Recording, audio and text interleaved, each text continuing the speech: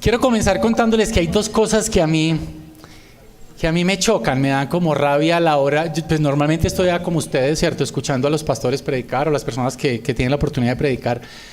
Pero han habido dos cosas que a mí me han chocado mucho cuando estoy ahí, y la primera de esas es con una experiencia previa que tengo de un pastor que me pastoreaba, valga la redundancia, anteriormente. Ese pastor hablaba todo el tiempo del diezmo. El día de la madre hablaba del diezmo. El día de las parejas hablaba del diezmo. El día del pecado hablaba del diezmo, y todo era diezmo. Y yo... Reunión Colombia. Amigos que se aman a Dios y su misión.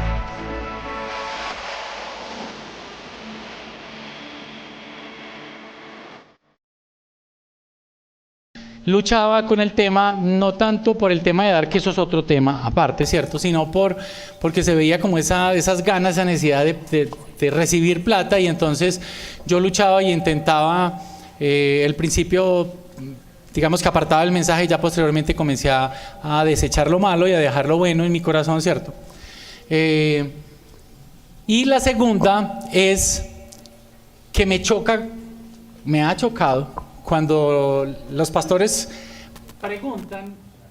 hacen preguntas que pareciera que por detrás de ellas ya es evidente que las personas no la saben, ¿cierto? Y entonces yo lucho, porque yo digo, pero este tema, ¿por qué me está preguntando como para hacerme quedar mal, ¿cierto? Entonces yo no sé, yo lucho con eso. Menos mal que el pastor no está, y pues no hay problema. Ya cuando oiga esto, ya no hay nada que hacer, o donde está, baila. Entonces, pensando en estas dos cosas, vamos a entrar al texto que nos corresponde hoy de la prédica, que es Malaquías 3:10. ¿Alguien conoce el texto de Malaquías 3:10? ¿Sí? ¿Alguien lo sabe?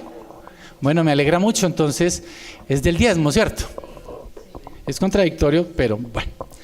En la Nueva Traducción Viviente dice: traigan todos los diezmos al depósito del templo, para que haya suficiente comida en mi casa. Si lo hacen, dice el Señor de los ejércitos celestiales, les abriré las ventanas de los cielos y derramaré una bendición tan grande que no tendrán suficiente espacio para guardarla. Y termina diciéndolo: inténtenlo, póngame a prueba. Y entonces quiero comenzar con una pregunta. Parecía como, ¿cierto? Parte de la realidad. No. Al final se darán cuenta que es todo lo contrario. Entonces la pregunta dice de la siguiente manera: en este texto Dios está proponiendo una transacción que capitalice la obediencia de dar nuestros diezmos y ofrendas con la bendición que Él promete por esa obediencia. En otras palabras, y quiero que vayan, ya les mandé un link ahí al grupo. Ustedes se pueden meter por el link y pueden responder sí o no a mi pregunta, o si no, pues se meten por el código QWERTY. En otras palabras, la pregunta es: en este versículo, de acuerdo a como ustedes lo han leído o como ustedes lo leen hoy, el Señor le está, digamos que, proponiendo un intercambio financiero a la humanidad, a las personas. El Señor le está diciendo: diezmen y yo los bendigo. Hagamos ese negocio, por favor, y miremos a ver cómo va la cosa. ¡Wow! Brutal. Está subiendo, ¿no? Está bien. Lo bueno del tema es que nadie sabe, nadie sabe quién está, y podemos decir lo que realmente tenemos en el corazón y no pasa nada, y además está súper bien, ¿cierto? ¿Cómo va la cosa? Estamos como casi ahí. ¡Pua! Listo, súper. Muy bien. Pensando en esto y esperando a que terminen de hacer sus respuestas, yo quiero leer un poquitico más del texto, un poquitico más amplio. Vamos a leer Malaquías 3 del 6 al 14 para comenzar a dar un poquitico más de contexto, ¿cierto? Listo. Y dice: yo soy el Señor, no cambio. Por eso ustedes, descendientes de Jacob, aún no han sido destruidos. Desde los días de sus antepasados han despreciado mis decretos y los han desobedecido. Ahora vuelvan a mí y yo volveré a ustedes, dice el Señor de los ejércitos celestiales. Pero ustedes preguntan: ¿cómo podemos volver cuando nunca nos hemos ido? Nunca nos fuimos. ¿Debería el pueblo estafar a Dios? Pregunta. Sin embargo, ustedes me han estafado. Pero ustedes preguntan, ¿qué quiere decir cuando te hemos estafado? Me han robado los diezmos y las ofrendas que me corresponden. Ustedes están bajo maldición porque toda la nación me ha estado estafando. Y aquí entonces entra nuestro texto central. Traigan todos los diezmos al depósito del templo para que haya suficiente comida en mi casa. Si lo hacen, dice el Señor de los ejércitos celestiales, les abriré las ventanas de los cielos, derramaré una bendición tan grande que no tendrán suficiente espacio para guardarla. Inténtenlo, póngame a prueba. Ese es un buen punto, ¿sí o no? Sus cosechas serán abundantes porque las protegeré de insectos y enfermedades. Las uvas no caerán de la vid antes de madurar, dice el Señor de los ejércitos celestiales. Entonces todas las naciones los llamarán benditos porque su tierra será un deleite, dice el Señor de los ejércitos celestiales. Ustedes han dicho cosas terribles acerca de mí, dice el Señor. Sin embargo, ustedes preguntan, ¿qué quiere decir? ¿Qué hemos dicho contra ti?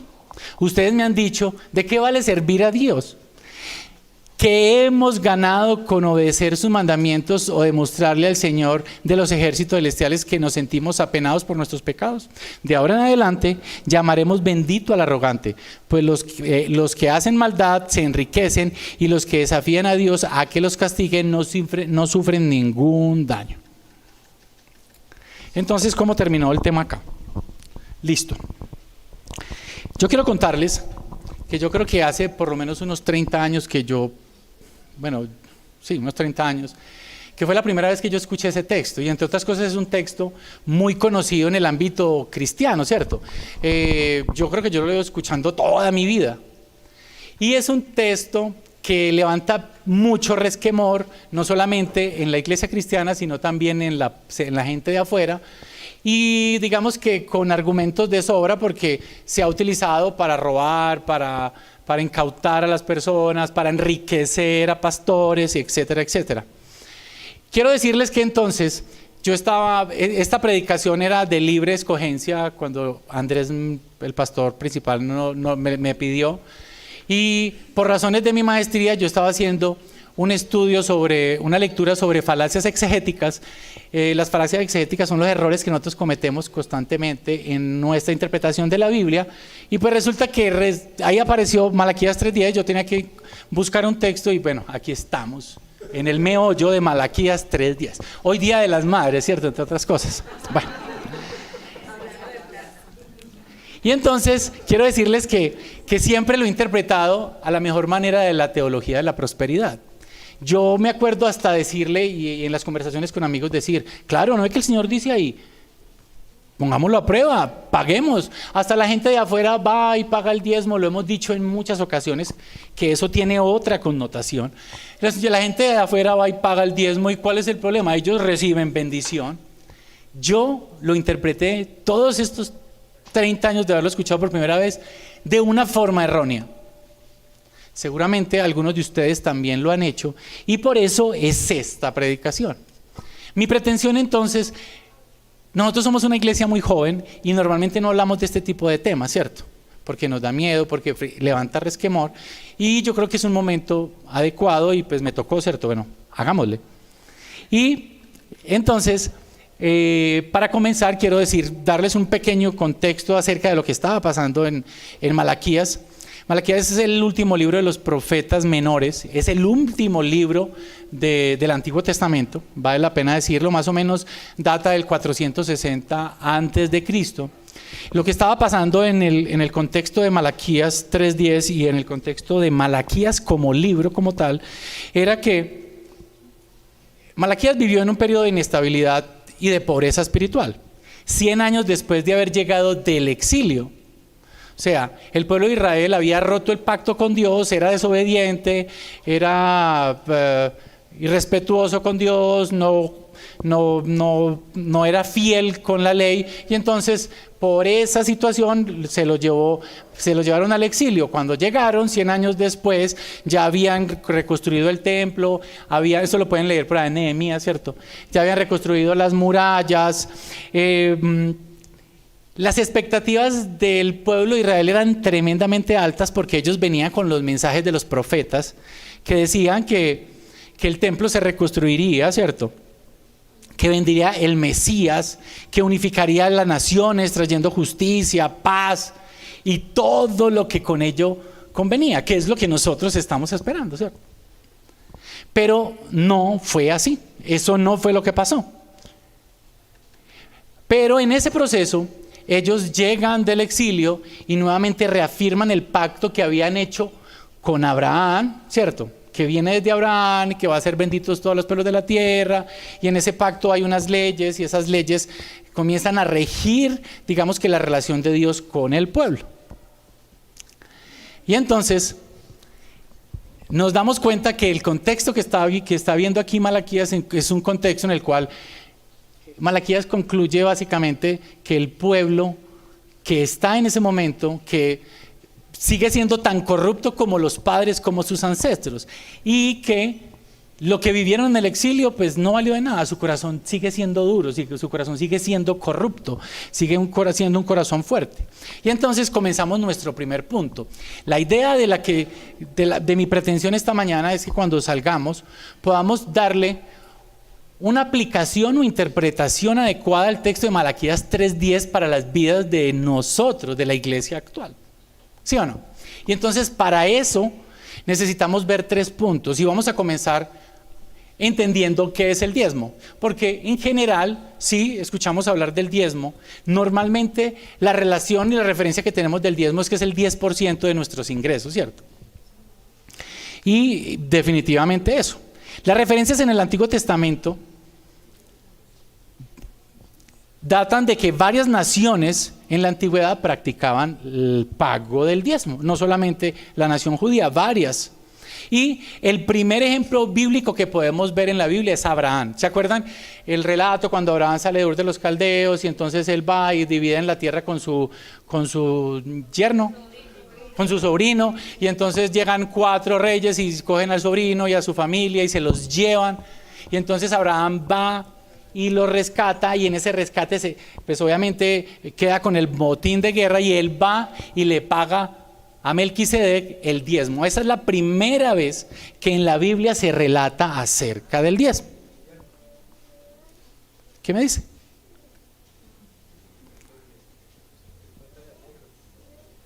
Espere que se me movió aquí un poquitico. Necesito secretaria. La tecnología No se preocupen. Solamente demos 2 espacios. Ríanse. Listo. Entran sonrisas. Listo. Entonces, en la ley mosaica, entonces posteriormente, se establece que ese diezmo se da en base a los frutos de la tierra, el ganado y etcétera, ¿cierto? Y era entregado en su totalidad a los levitas. El concepto de diezmar aparece en 2 narraciones específicas. Ya hablamos que la de Abraham, de los patriarcas, y Jacob también. ¿Se acuerdan cuando Jacob estaba en Betel, que pelea con el ángel, y el ángel promete bendecirlo, y entonces él dice, bueno, yo voy a pagar los diezmos por esas bendiciones? Pero no hay, entre otras cosas, vale la pena también decir que no hay evidencia de que lo haya hecho, que lo haya pagado, ¿cierto? Más frecuentemente en el Pentateuco, ya que son los primeros 5 libros de la Biblia, se habla acerca del diezmo, particularmente en Levíticos, Números, Deuteronomios. En Deuteronomios proporciona como el marco general del tema de los diezmos y el concepto o la motivación por la cual se da los diezmos. Y entonces los diezmos se dan como sacrificio o agradecimiento a Dios por sus misericordias. Moisés entonces afirma que la 10ª parte de los productos de la tierra, sean verduras, granos, frutas, pertenecen al Señor. Ya posteriormente,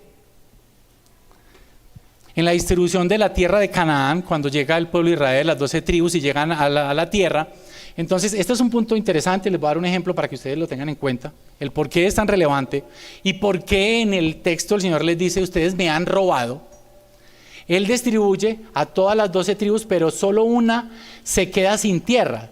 Eso es como si, por ejemplo, el papá heredara a los hijos sus tierras, pero les dijera, 11 van a tener tierra, pero uno no, porque ese uno, ustedes 11 lo van a sostener. Ah, bueno, no pasa nada, ya hacemos el pacto. Básicamente eso es lo que está pasando aquí, ¿cierto? Entonces, en Canaán, el Señor institucionaliza el diezmo. Ya sabemos que el diezmo se utilizaba en ese contexto, pero en Canaán el Señor institucionaliza el diezmo para que sea el sustento de los levitas y del culto, de todo lo que se hace en el templo. Y aquí entonces vale la pena entender una cosa muy importante, que es una cosa que normalmente no hablamos. Y es que cada vez que hablamos de diezmo, nos vamos a la Biblia, pero no tenemos en cuenta que el diezmo que daban el pueblo de Israel eran 3 diezmos. Uno en la 10ª parte, que es el que normalmente conocemos. El segundo era el diezmo que consistía en un diezmo anual que los israelitas tenían que pagar para el bien de la adoración religiosa, y ese diezmo se tenía que consumir, se tenía que comer en ofrenda de adoración con los levitas delante de la presencia de Dios. Y el tercer diezmo, ¿estamos listos para dar 3 diezmos? Esto es lo que vamos a hablar aquí. Ojo pues, el tercer diezmo se daba cada 3 años, y ese diezmo se llamaba el diezmo del bienestar, y se daba para los levitas, pero se daba para los extranjeros, para las viudas y para los huérfanos. Entonces, es importante entender esto porque estamos dando el diezmo que es, si es que tenemos que dar el diezmo, ¿cierto? Y vemos también dentro de la Biblia que, ¿cómo terminó? No, vamos bien, listo. Que el diezmo normalmente no, digamos que las personas o el pueblo no lo daban. Tenía un gran problema con darlo. Cuando vamos a Amos habla, Malaquías nos dice que lo hemos robado en sus diezmos y sus ofrendas, ¿cierto? Y entonces ya nos venimos al Nuevo Testamento. Nos estamos viendo desde el Antiguo Testamento, llegamos al Nuevo Testamento, y la palabra diezmo solo aparece 8 veces en el Nuevo Testamento, pero aparece para hacer referencia a las prácticas del Antiguo Testamento. ¿Me están siguiendo? ¿Sí o no? Listo. En ninguna parte del Nuevo Testamento hay un mandamiento acerca del diezmo para mantener una iglesia o el salario de un pastor. Yo creo que esta es la primera vez que yo he escuchado una prédica, y es de mí, bueno, Señor, como en contra del diezmo, ¿cierto? O sea, como que no tiene sentido. Pero bueno, aquí nos vamos yendo. Esto se llama salir de una falacia. Bueno, sigamos, ¿cierto? Listo. Entonces no hay referencia al pago del diezmo para sostener a un pastor. Entonces, en el Nuevo Testamento parece ser entonces que son las ofrendas voluntarias conforme al ingreso del miembro. Primera de Colosenses 6:2 y Pablo hablan, ¿cierto? Pablo dice Primera de Colosenses 16:2 dice: el primer día de la semana cada uno de ustedes aporte y guarde algún dinero conforme a sus ingresos para que no tenga que hacer colectas cuando yo vaya. Y hay varios ejemplos de eso. La iglesia entonces proveía para los necesitados y la obra de Dios a través de ofrendas voluntarias. ¿Se acuerdan cuando Pablo le dice a los corintios que él les pidió una ofrenda, ellos no quisieron, y que la ofrenda era para otra iglesia que estaba necesitada? Ese es un ejemplo de cómo, digamos, ayudaban a sostener las iglesias. Entonces las referencias del Nuevo Testamento aparecen con mayor frecuencia en las represiones que Jesús le hacía a los fariseos. No sé si se acuerdan, yo les voy a ir narrando y ustedes van a ir cogiéndola seguramente, claro que sí. Jesús estaba con los apóstoles y estaban comiendo, y pasan los fariseos y dice: uy, este man comiendo con gente que no le lava las manos. Y entonces él le dice: hipócritas, ustedes hacen de leyes humanas como si fueran leyes de Dios, pero cuando hablamos del diezmo y les habla. Ahí el Señor les está hablando y les está refiriendo al diezmo, pero como increpándolos de alguna manera. El pago del diezmo continúa en el tiempo de Cristo, pero vale la pena decir que él no fue prescrito ni por Cristo ni por los apóstoles el pago del diezmo. El creyente es exhortado a dar por una norma, no por una norma impuesta, sino un ejemplo de que el Señor dice la palabra que Dios, siendo rico, se hizo pobre. ¿Sí o no? En este concepto entonces podemos entender que no es del cristiano, no es las cosas del cristiano lo que corresponde al Señor, sino que es todo su ser. Aquí ya vamos en que pasamos de 1, ahorita vamos en 3 y ahorita ya vimos todo, ¿cierto? La cosa se está complicando, según como yo lo estoy viendo por acá. La Biblia dice que realmente lo que corresponde a Dios no es el diezmo, ni el 10, ni el 20, ni el 90, sino todo el ser del cristiano. ¿Me van siguiendo, sí o no? Y en la iglesia primitiva, cuando ya estamos hablando pues fuera de la Biblia, parece que la práctica del diezmo no era tan normal. Después, más o menos en el siglo XVIII, entró una práctica en la parte occidental de diezmos en las parroquias, con una suerte de impuesto. Ya después de la Reforma se comenzó a hablar un poco más del tema de los impuestos y en la iglesia protestante se comienza a hablar de los diezmos después de la segunda mitad del siglo XVIII, especialmente en Estados Unidos, cuando comienza todo el movimiento de los misioneros y entonces mandan misioneros a América Latina y para mandar a esos misioneros había que recoger los diezmos y aquí vienen ellos y imponen el tema de los diezmos y las ofrendas. Y entonces llegamos a nuestro tiempo actual, a nuestra iglesia moderna, y hay dos corrientes que se mueven normalmente en el tema del diezmo. La primera es que es obligatorio para la iglesia. Y la segunda, que es la que nosotros pensamos como Iglesia Reunión, que el diezmo no es obligatorio para nosotros. Creemos que en ninguna parte del Nuevo Testamento está instituido el diezmo, pero sí la idea de ofrendar es muy importante. Entonces creemos, aquí hay un concepto que me gusta muchísimo, que bajo la economía de la gracia se espera que todo creyente dé como propuso en su corazón. ¿Sí o no? Eso dice Pablo. La idea de ofrendar entonces es muy importante. Ofrendar es parte, dice el Nuevo Testamento, de nuestro culto racional. Entonces ya pasa a ser algo totalmente diferente. Pablo dice a los cristianos, cada uno debería decidir en su corazón cuánto dar y no den de mala gana ni bajo presión, porque Dios ama a la persona que da con alegría. Entonces, para cerrar el tema del diezmo, podríamos decir que el diezmo como una práctica que hemos recibido antiguamente como para un tema de mayordomía está muy bien, ¿cierto? Pero nosotros como reunión consideramos y creemos que no tiene sustentos bíblicos el pago del diezmo hoy. Hoy hay que pagar todo. Con todo nuestro cuerpo, nuestro corazón, nuestra mente, ¿cierto? No se me asusten, no se me asusten. Y entonces, vamos, ¿cierto? ¿Cómo vamos hasta ahora? Hablamos del diezmo, vimos una pequeña referencia desde el Antiguo Testamento, pasamos por el Nuevo Testamento y llegamos a hoy. Y entonces, para poder seguirle dando forma a poder entender ese texto de Malaquías 3:10, pero adicional a Malaquías como tal, necesitamos de hablar del mensaje que fue dado para el público original. Entonces, ¿cuál es el mensaje en el que está inserto Malaquías 3:10 y por consiguiente lo que habla Cristo en Malaquías? ¿Para quién fue dirigido? Que es para el pueblo de Israel, pero ¿cuál fue el mensaje? Porque necesitamos entenderlo. Cuando usted va a la palabra de Dios es importante que usted siempre entienda para quién fue dirigido y posteriormente cómo se puede hacer la aplicación a mi vida. Entonces vamos a entender cuál fue ese mensaje que pretendía el autor de Malaquías darle al pueblo de Israel. Entonces el pueblo de Israel había roto el pacto con Dios, ya lo hablamos. Lo había vuelto a enmendar, firmaron todos y pum, y lo pusieron y tan. El pacto de Dios fue bondadoso y provisión para Israel. Aquí es muy importante que me pongan en cuidado. Ninguna otra nación tenía tales promesas, es decir, el pueblo de Israel, el pacto fue solamente para Israel. Por consiguiente, lo que incluía el pacto era solamente para Israel. Y el pacto incluía que ellos debían dar sus diezmos y sus ofrendas para sostener a su hermano levita. El ejemplo del papá. ¿Sí o no? Aquí vamos. Lo que el pueblo experimentaba en ese momento era consecuencia de su desobediencia a maldición, porque el pacto tenía desobediencia a maldición, pero obediencia a bendición, que es lo que vemos en Malaquías 3:10. El libro está escrito como una serie de disputas, es muy interesante.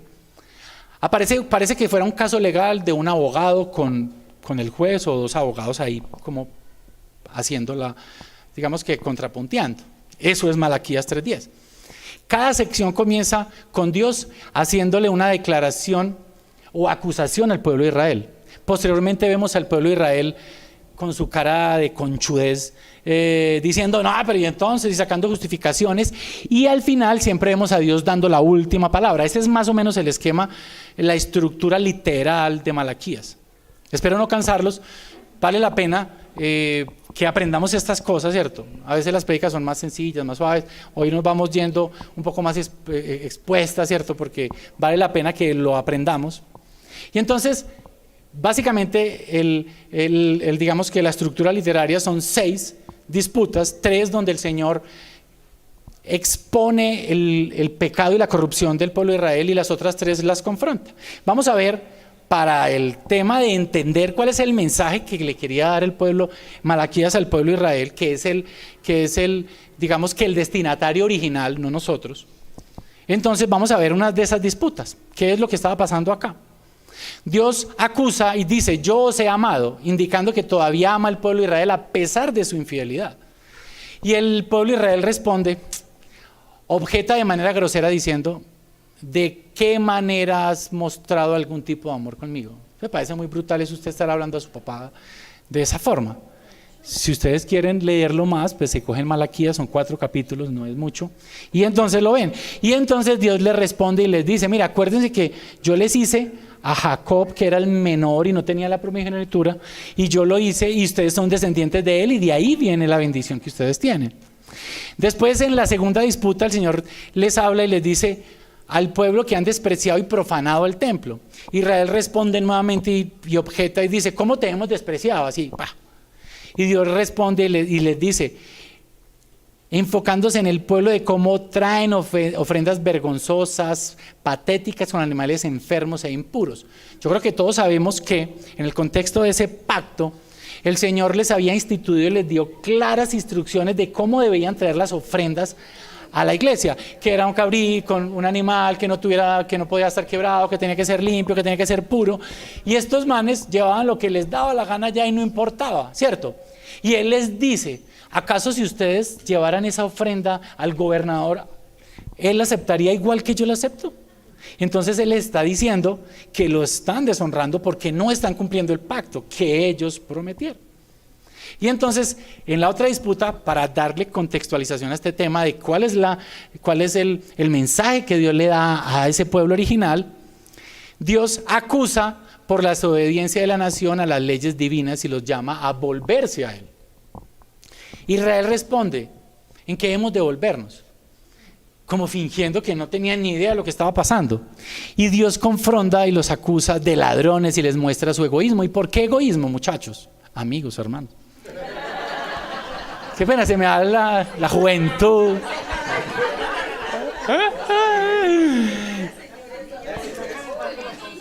Se va calentando. ¿Por qué están siendo egoístas? Y el Señor, ¿por qué los confronta? Pues porque están haciendo morir de hambre a los levitas, fácil.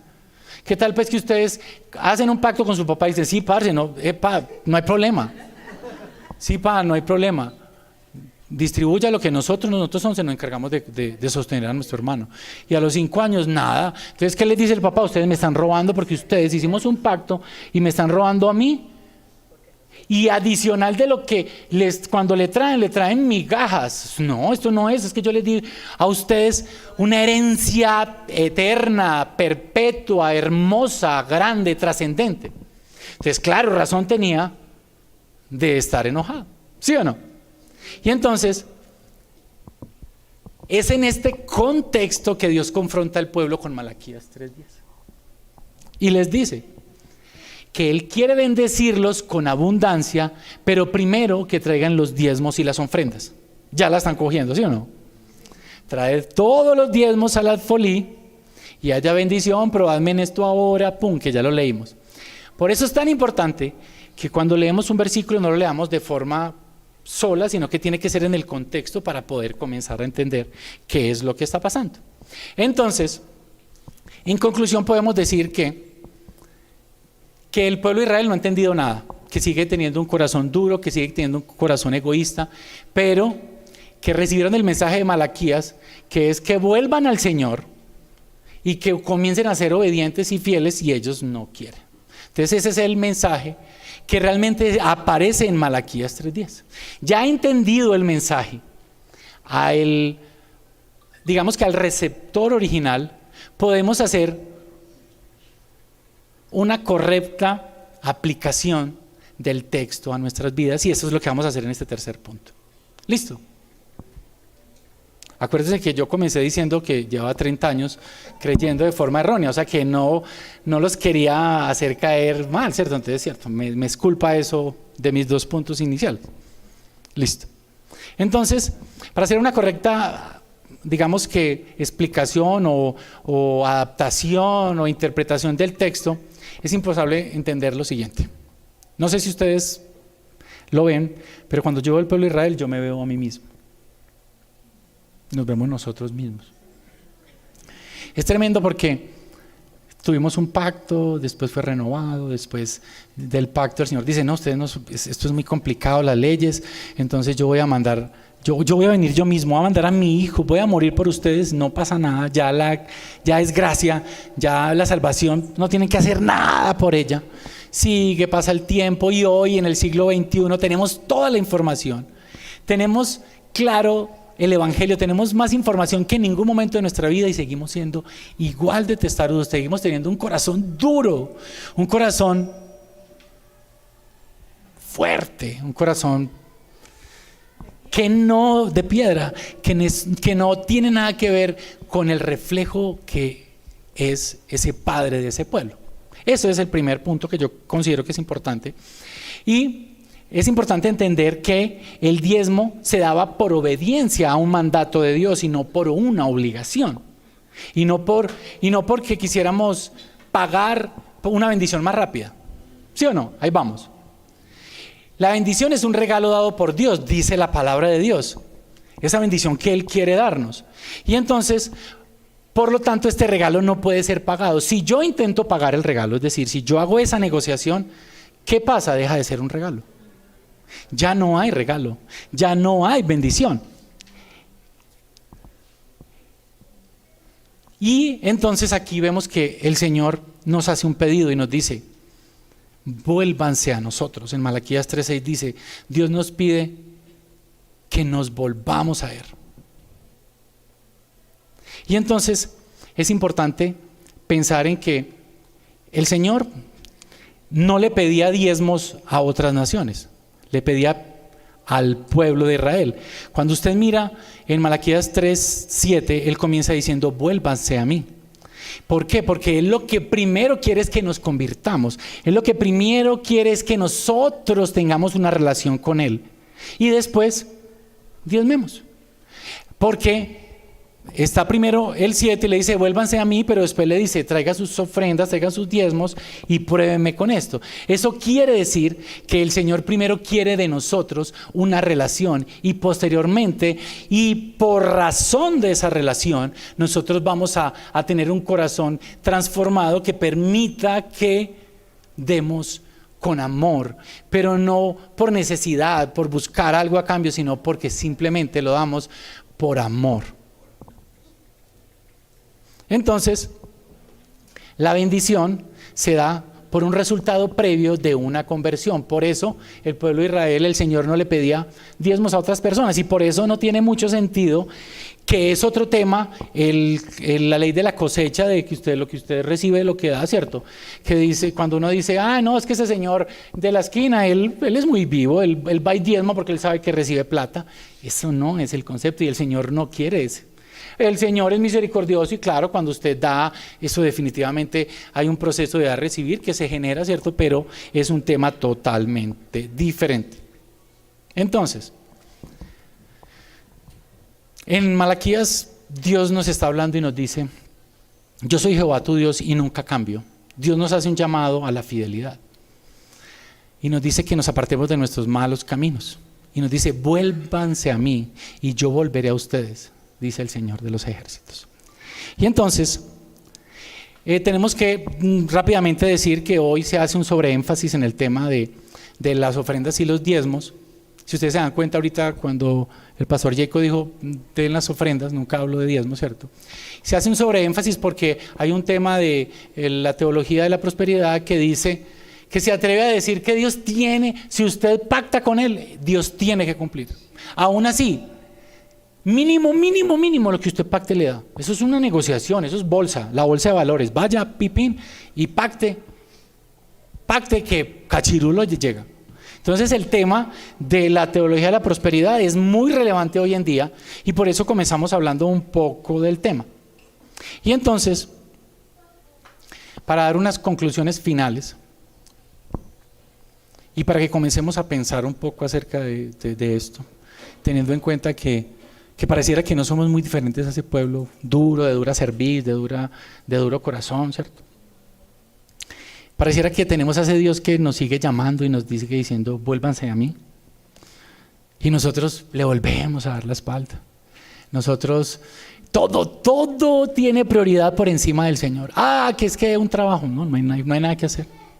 No, es que cualquier cosa. Me enfermé, no vengo. Y vaya pues que tenga una gripe, dígale, vámonos para el concierto de Daddy Yankee, yo no sé qué. No, claro. No, yo no tengo nada. Me chuto acá y sale. Vámonos para la rumba, ¿cierto? Entonces, pareciera que no somos muy diferentes de ese pueblo que ha vivido tantas cosas y ya debería ser diferente. Y entonces, tenemos que pensar, para comenzar a dar como esa posible interpretación para nosotros en este momento, decir que Dios repudia una religiosidad que busca contabilizar el intercambio de bendiciones por actos de adoración. Eso Dios no lo quiere.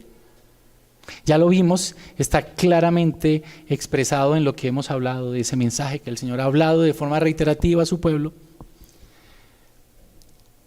Porque ese tipo de adoración se centra en todo lo que es externo, en lugar de una relación verdadera con Dios. Cuando la religión se convierte en una transacción, las personas pueden seguir las reglas y los rituales, pero no tienen un corazón sincero. Simplemente venimos acá a cumplir. Y entonces, pensando en que Dios busca una adoración genuina, no solo acciones externas para que quedemos bien, Dios valora la justicia, Dios valora la misericordia y el amor al prójimo, que es el verdadero motivo por el cual deberíamos dar, para la gloria de Dios y para el bienestar de la otra persona. Mire que la motivación es un tema muy importante en el tema de dar el diezmo, porque normalmente damos porque encontramos algo a cambio, igual que la mayoría de relaciones digamos que podría generalizar. Siempre nos relacionamos con alguien porque, bueno, yo te doy y tú me das. Yo te perdono, pero tú tienes que hacer esto. Con la pareja, por ejemplo. Y entonces es una relación de intercambio y eso no es lo que el Señor está diciendo, ni que el Señor habla en el texto de Malaquías 3:10. Entonces, Dios mira más allá de nuestras acciones, de las acciones que tenemos visibles. Él examina nuestro corazón y Él quiere una verdadera adoración que provenga de un corazón humilde y agradecido. Tengamos en cuenta que el principio, Abel le llevó una ofrenda a Dios igual que Caín, ¿sí o no? Y Dios una de las dos no la recibió, ¿sí se acuerda? Y eso no quiere decir que si nosotros tenemos ofrendas, entonces ya estamos exculpados. Eso es importante que lo tengamos en cuenta. Y pensando en esto entonces, Malaquías nos transfiere varios principios que seguramente ustedes han leído ahí, pero quiero resaltar dos y ya estoy terminando. El principio de la gratitud y de la generosidad, no el principio del intercambio, que es una cosa muy diferente. Y entonces quiero terminar leyendo lo que escribí aquí en este final. La relación entre la obediencia en los diezmos y ofrendas y las bendiciones divinas es más profunda que una simple transacción comercial. Dios nos llama a ser generosos y a confiar en su provisión, sabiendo que Él es el dador de todo bien. Dios no quiere que contabilicemos nuestras ofrendas como una transacción comercial, más bien nos llama a presentar nuestras vidas como ofrendas agradables a Dios. Entonces aquí ya cambia el concepto de traer diezmos y ofrendas, y aquí lo que tenemos que hacer es traer nuestra vida como una ofrenda agradable a Dios, que resalte la importancia de la justicia social y la responsabilidad colectiva en la adoración y en la vida de fe de nuestra iglesia. En lugar de una religiosidad que solo busque contabilizar un intercambio de bendiciones por pactos de adoración y obediencia, enfatizamos la necesidad de vivir una vida de fe auténtica que se manifieste en acciones concretas en beneficio de los demás. Y así veremos la bendición de Dios en nuestras vidas. Entonces, Malaquías 3:10 pareciera que habla de traigamos las ofrendas y entonces obedezcamos en esto y vamos a recibir bendición. Pero eso es la aplicación que tiene para el pueblo inicial, de acuerdo al contexto que ya vimos. Pero para nosotros el mensaje es mucho más profundo. Traigamos nuestra vida como ofrendas a Dios, pensando en gratitud y generosidad por su amor, por sus bendiciones, por lo que recibimos de Él. Entonces espero que después de transcurrir de estos minuticos, pequeños o cortos o largos, haya quedado claro un poco más, porque esto es un tema que hablamos muchísimo, que siempre se dice, pero que nunca profundizamos. Y bueno, es una bendición que el Señor haya puesto en el corazón. Es un tema duro, pero bueno. Entonces, por favor, parémonos y vamos a orar. Les agradezco que puedan tener en sus oraciones, agradecerle a Dios, pero también esas personas que están en dificultad, que están en dolencias, esas madres que hoy no están, o esas personas que no tienen sus madres, a las personas que sufren, a las personas que están en guerra, a Brasil, que está con una cantidad de problemas de inundaciones, animales muertos por millones, personas también, bueno, por miles, no, millones creo que es muy... Pero entonces vamos, en ese contexto vamos a hacerlo y vamos a orar. Señor, te agradecemos por esta mañana que nos has dado. Venimos ante ti, Señor, para decirte que tú eres nuestro Dios, que tú eres nuestro refugio, que eres todo lo que necesitamos. Señor, queremos esta mañana venir aquí en respuesta a Malaquías 3:10, a traer nuestros cuerpos, nuestras mentes, nuestros deseos, nuestros anhelos como una ofrenda para ti, Señor. Por favor, te pedimos que transformes nuestro pensamiento, que el que peque ya no peque más, que el que critique ya no critique más, que el que roba ya no robe más, que el que miente ya no mienta más. Transforma nuestras mentes, Señor, y permítenos tener una relación contigo, una relación correcta, una relación verdadera. Venimos aquí en respuesta a ese pedido que tú nos haces de volvernos a ti. Aquí estamos, Señor, esta mañana. Aquí estamos, mirándote, exaltándote y diciéndote: heme aquí. Aquí está tu pueblo, Señor. Y venimos a traer una ofrenda fragante, una ofrenda de adoración a ti, pero una ofrenda de exaltación con nuestras vidas. Permite, Señor, que nosotros seamos la ofrenda que tú quieres, y que sea una ofrenda con un olor agradable y no un olor fétido, Señor, que es muchas veces mi vida. Señor, te amo y te bendigo, te exalto porque hoy, Señor, tú has hablado a nuestras vidas y nos has permitido entender qué es lo que tú quieres decirnos con el texto de Malaquías 3:10. Señor, te amamos.